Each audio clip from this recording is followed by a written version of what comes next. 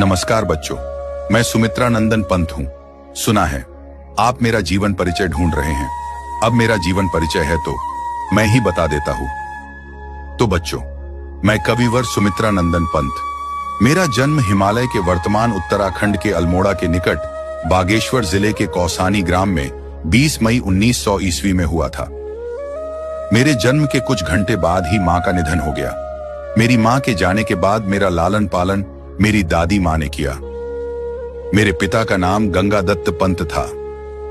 7 वर्ष की आयु में चौथी कक्षा में पढ़ते हुए मैंने सर्वप्रथम छंद रचना की।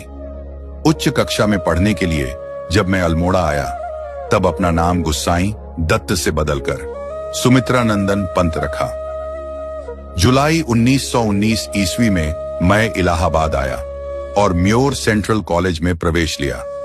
लेकिन 1921 ईस्वी में महात्मा गांधी के आह्वान पर मैंने कॉलेज छोड़ दिया और अपने कोमल स्वभाव के कारण सत्याग्रह में सम्मिलित नहीं हुआ और साहित्य साधना में संलग्न हो गया।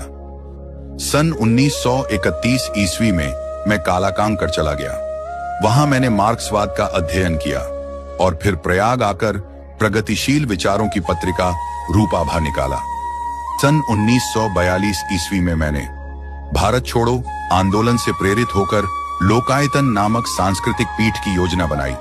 उसे क्रियान्वित करने के लिए विश्व प्रसिद्ध नर्तक उदय शंकर से संपर्क स्थापित किया और फिर उनके साथ भारत भ्रमण को निकल पड़ा। इसी भ्रमण में श्री अरविंद से मेरा परिचय हुआ और उनके विचारों से विशेष प्रभावित हुआ। प्रयाग लौटकर मैंने अरविंद के दर्शन से प्रभावित अनेक काव्य संकलन प्रकाशित किए, जैसे स्वर्ण किरण, स्वर्ण धूलि, उत्तरा आदि। सन 1950 ईस्वी में मैं आकाशवाणी से संबद्ध हुआ और प्रयाग में रहकर स्वच्छंद रूप से साहित्य सृजन करता रहा।